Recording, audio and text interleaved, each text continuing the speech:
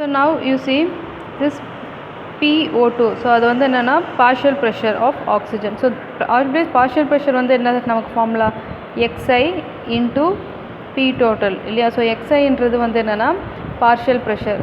Okay, so அந்த X வந்து என்னென்னா மோல் ஃப்ராக்ஷன் இல்லையா. ஸோ நவ் இப்போ அந்த ஐக்கு பதில் நம்ம என்ன பண்ணுறோம், ஆக்சிஜனை வந்து ரீப்ளேஸ் பண்ணுறோம். So for oxygen that will be equal to X into P total. Okay, so எங்கே ஐ இருக்கோ அந்த இடத்துல நம்ம என்ன பண்ணுறோம், ஆக்சிஜன் O2 எது அன்னோனோ அதை போட்டு நம்ம ரீப்ளேஸ் பண்ணுறோம். So now from the data, so இப்போ நமக்கு ஆல்ரெடி தெரியும் mole fraction will be given by Ni that is divided by N1 plus N2 இல்லையா. அதே மாதிரி இப்போது N oxygen number of moles of ஆக்சிஜனுக்கு that is divided by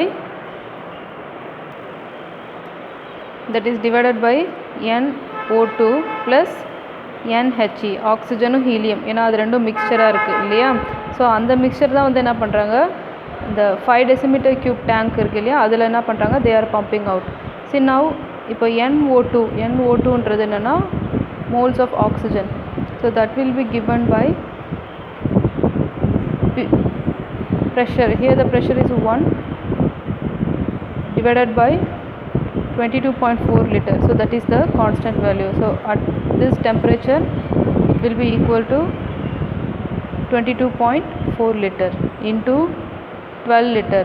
Okay, so இங்கே volume கொடுத்துருக்காங்க இல்லையா, VO2. For oxygen it is equal to 12 decimeter cube.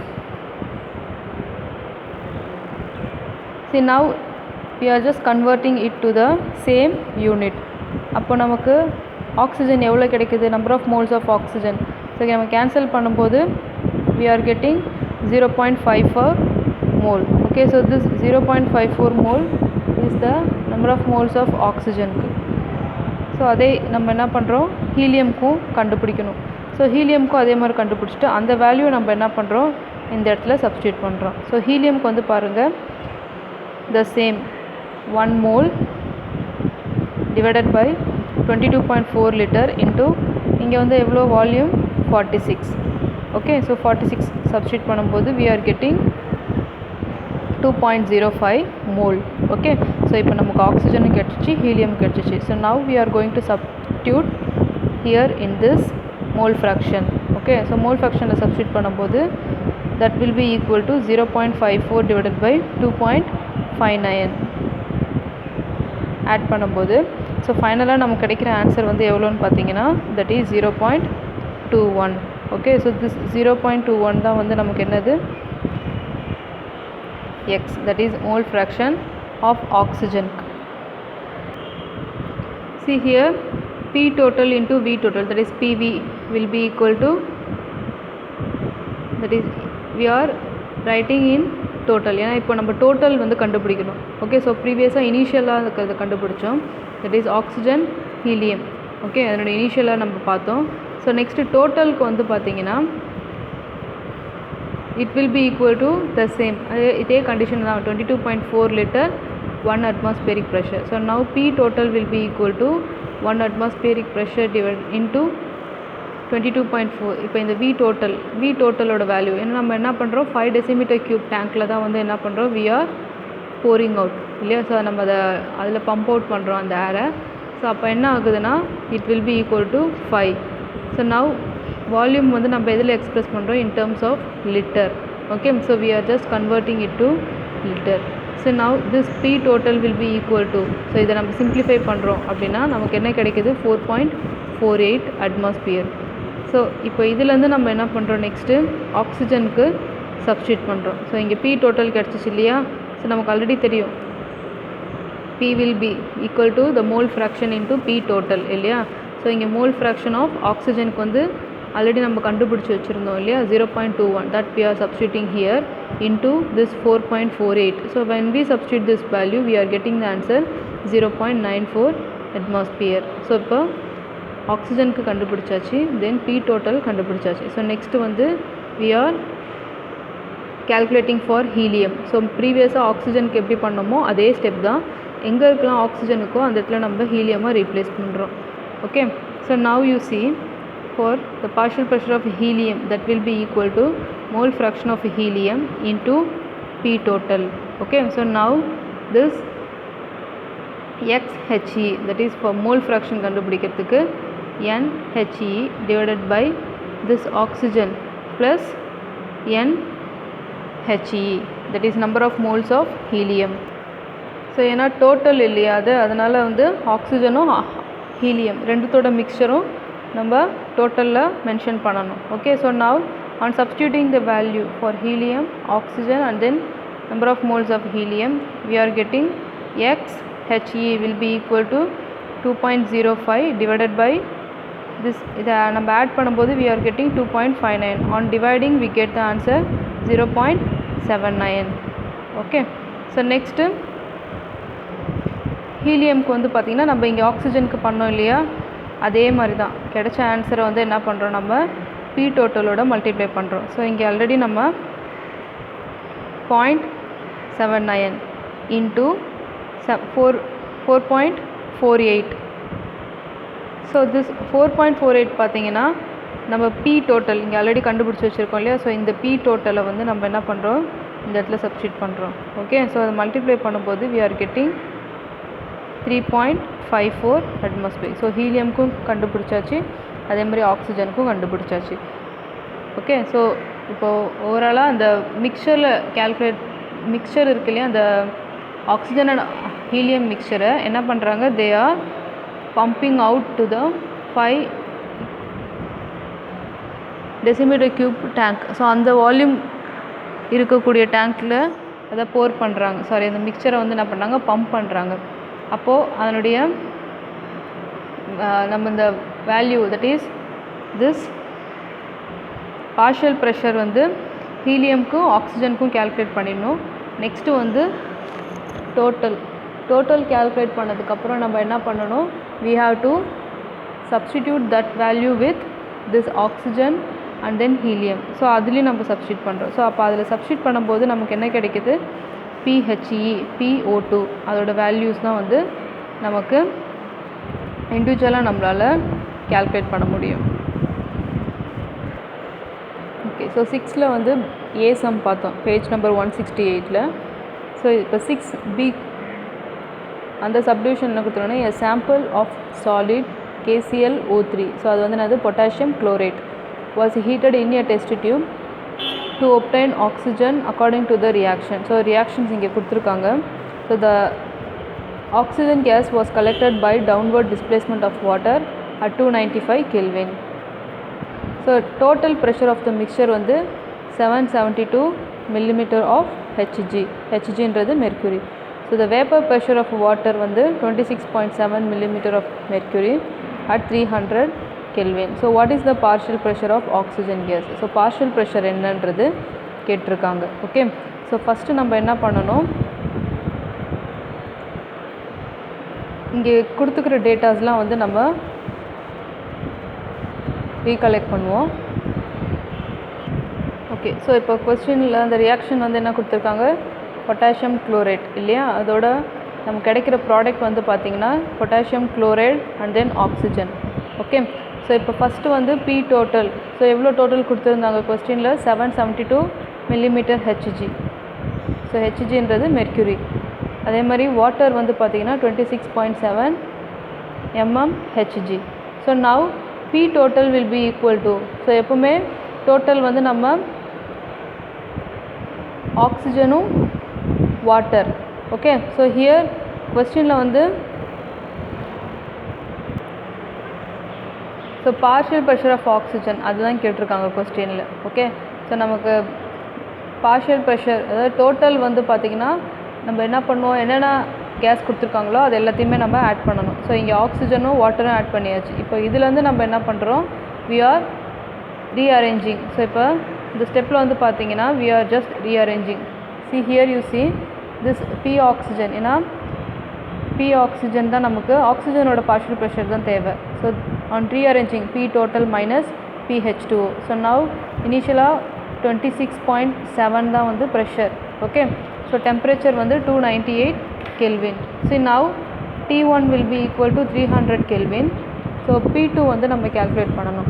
See now P1 divided by T1 will be equal to P2 by T2. So இப்போ இதிலேருந்து நம்ம என்ன பண்ணுறோம், we are just rearranging. So P2 will be equal to P1 by T1 into T2.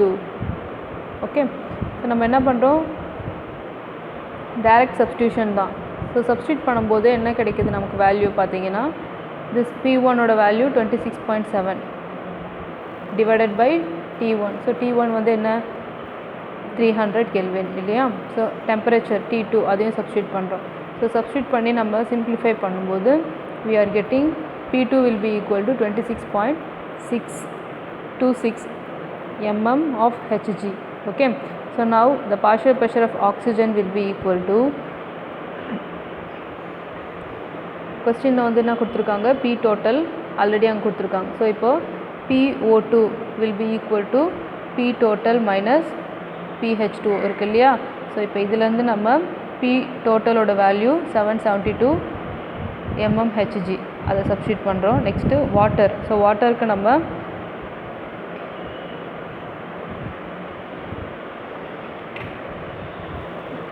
இந்த இடத்துல calculate பண்ணி வச்சுருக்கோம் இல்லையா, 26.26. ஸோ அதை சப்ஸ்டியூட் பண்ணும்போது சப்ட்ராக்ட் பண்ணோன்னா நமக்கு என்ன ஆன்சர் கிடைக்குது, 745.74 mmHg. ஓகே, ஸோ இது டைரக்ட் சப்ஸ்டியூஷன் தான். Now question number 7, page number 169. So இதில் இந்த கொஸ்டினில் வந்து என்ன கொடுத்துருக்காங்க, a flammable hydrocarbon gas of particular volume is found to diffuse through a small hole in 1.5 minutes. Okay, so under the same condition of temperature and pressure, an equal volume of bromine vapor takes 4.73 minutes to diffuse through the same hole. So they are asking to calculate the molar mass of the unknown gas and suggest what this gas might be. So here given that molar mass of bromine வந்து இங்கே already கொடுத்துட்டாங்க, 159.8 gram per mole, and here we have to calculate the molar mass of the unknown gas.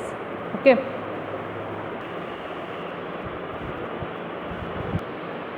see from the given data, so time வந்து பார்த்தீங்கன்னா T1 T2. So இனிஷியலாக 1.5 minutes கொடுத்துருப்பாங்க கொஸ்டினில், அதே மாதிரி 4.73 minutes வந்து ப்ரெஷர், அதாவது equal volume of bromine vapour.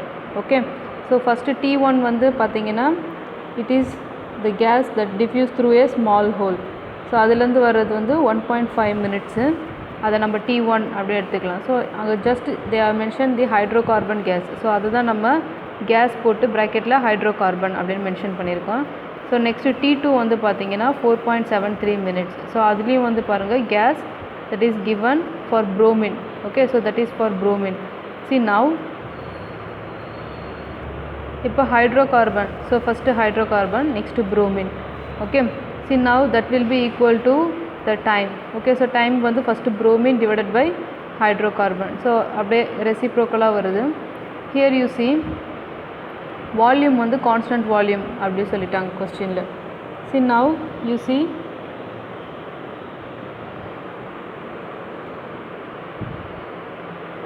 this T bromine, that is bromine ஓட டைம் வந்து பார்த்தீங்கன்னா 4.73 minutes, and then hydrocarbon it is 1.5 minutes. So அதை டிவைட் பண்ணும்போது நமக்கு என்ன கிடைக்குது ஆன்சர் 3.15. ஓகே, ஸோ நவ் இப்போ ஹைட்ரோகார்பனுக்கு bromine, that is gamma hydrocarbon and then gamma bromine, that will be equal to the square root of m, capital M divided by small capital M, that is one for bromine and another for hydrocarbon. Okay, so இந்த value நம்ம substitute பண்ணுறோம். See on substituting the value, here you see gamma hydrocarbon, gamma bromine. Okay, so in the place you can substitute any term. அப்போது காமான்ற இடத்துல நீங்கள் வேறு என்ன terms வேணாலும் போட்டுக்கலாம், உங்களோட ரெஃபரன்ஸ்க்கு தான். ஓகே, ஸோ இதெல்லாம் நம்ம நீங்கள் நியூ டேர்ம் லேர்ன் பண்ணிக்கிறது தான் இது. Okay, so gamma hydrocarbon divided by gamma bromine. So இதோட வேல்யூ வந்து 3.15 டைரக்ட் சப்ஸ்டியூஷன் தான். That will be equal to square root of M bromine. So M bromine வந்து பார்த்தீங்கன்னா, so that is simply the molar mass. Okay, so molar mass of bromine எவ்வளோ கொடுத்துருக்காங்க பார்த்தீங்கன்னா 159.8. Okay, so அது உங்கள் ப்ராக்கெட்டில் கொஸ்டின்லேயே கொடுத்துட்டாங்க. That is divided by the molar mass of unknown gas அதை தான் நம்ம கேல்குலேட் பண்ணுறோம். ஓகே, ஸோ அன்னோன் கேஸ் அப்படின்னு பார்த்தீங்கன்னா ஹைட்ரோகார்பன் அப்படி சொல்லி எடுத்துக்கிறாங்க. So now squaring on both side. So இதை நம்ம சிம்பிளிஃபை பண்ணணும் அப்படின்னா ஃபஸ்ட்டு நம்ம என்ன பண்ணணும், இதை எம் ஹைட்ரோகார்பன் இருக்கு இல்லையா, அதுதான் நம்ம கேல்குலேட் பண்ணுறோம். ஸோ அப்போ நம்ம ரெண்டு சைடும் வந்து என்ன பண்ணுறோம், ஸ்கொயர் பண்ணுறோம். ஸோ ஸ்கொயரிங் பண்ணும்போது என்ன ஆகுனா 3.15 the whole square will be equal to, so இப்போ ஸ்கொயர் ரூட் பண்ணோன்னா கேன்சல் ஆகிடும் இல்லையா ஸ்கொயரிங் பண்ணும்போது. அப்போ 159.8 gram per mole divided by this 3.15 whole square வந்து இந்த சைடு வந்துடும். அன்னோன் வந்து நம்ம இந்த சைடு கொண்டு வந்துடும் left side. So now M hydrocarbon will be equal to, on simplifying we are getting the answer 16.1 gram per mole. Okay, so next here you see hydrocarbon. So general formula for hydrocarbon வந்து பார்த்தீங்கன்னா CnH2n plus 2. so hydrocarbon ஓட general form CnH2n plus 2, அதுதான் alkane அப்படி சொல்லுவோம். So alkane தான் first series. So இப்போது n வந்து 12. Okay, so அதே மாதிரி 2n + 2. ஸோ இப்போ இதில் இந்த 12 எப்படி வருதுன்னா Cn அப்படி இருக்குது. ஸோ n வந்து அன்னோன். ஸோ கார்பன் இருக்கு இல்லையா, கார்பனோட அட்டாமிக் மாஸ் நமக்கு தெரியும் 12. ஸோ நெக்ஸ்ட் அதே மாதிரி 2n + 2. ஸோ ஹைட்ரஜனுக்கு வந்து என்னது 1. ஸோ அதுதான் இங்கே போட்டிருக்காங்க 2n. ஸோ இப்போது ஹைட்ரஜனுக்கு வந்து நம்ம என்ன பண்ணுறோம், இங்கே 1, ஹைட்ரஜனுக்கு 1. ஸோ அந்த 1 தான் இங்கே. ஸோ கார்பனுக்கு அட்டாமிக் மாஸ் வந்து பார்த்தீங்கன்னா 12. So n × 12.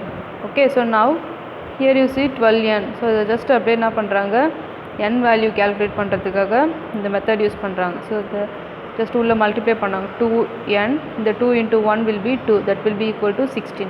So now 12n + 2n will be equal to 14n. So now this will be equal to 16 minus 2 வந்து நம்ம இந்த சைடு கொண்டு வரோம். So now n will be equal to 1.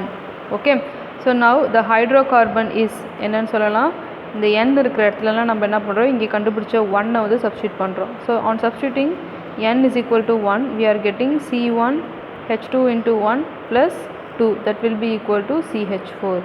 Okay, so now the unknown hydrocarbon is CH4. So இந்த சம்மில் வந்து பார்த்திங்கன்னா என்டையராக கொஞ்சம் டிஃப்ரெண்ட் மெத்தட். ஸோ ஃபஸ்ட்டு என்ன பண்ணுறாங்க, கொடுத்துக்கிற டேட்டாவை வச்சு,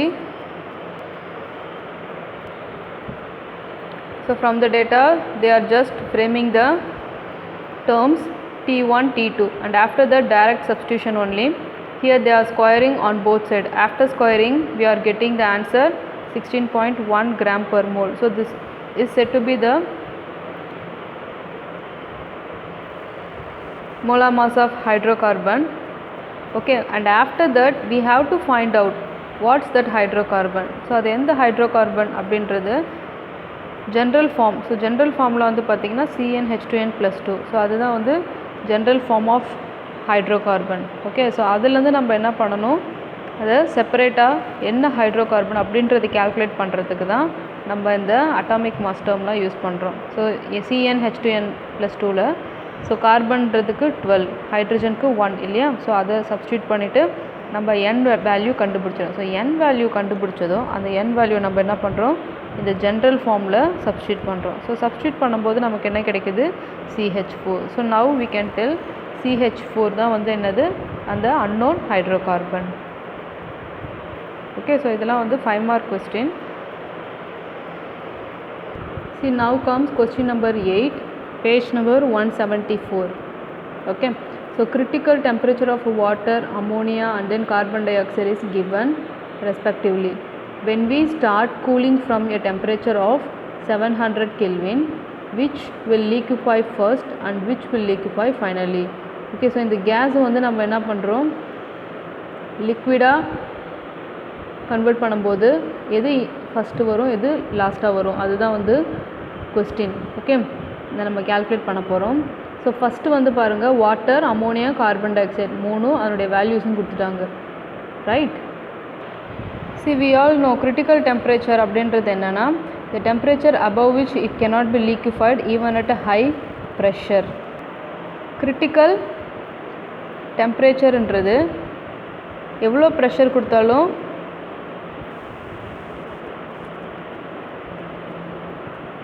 அதை லிக்விடாக கன்வெர்ட் பண்ண முடியாது. ஓகே, ஸோ இந்த டெம்பரேச்சர் ஒரு குறிப்பிட்ட டெம்பரேச்சருக்கு மேலே நம்ம எவ்வளோ ப்ரெஷர் கொடுத்தாலும் அதை லிக்விடாக கன்வெர்ட் பண்ண முடியாது. ஓகே, ஸோ நம்மளுடைய எல்பிஜி சிலிண்டர் இருக்கு இல்லையா, ஸோ அது வந்து லிக்விஃபைட் பெட்ரோலியம் கேஸ்.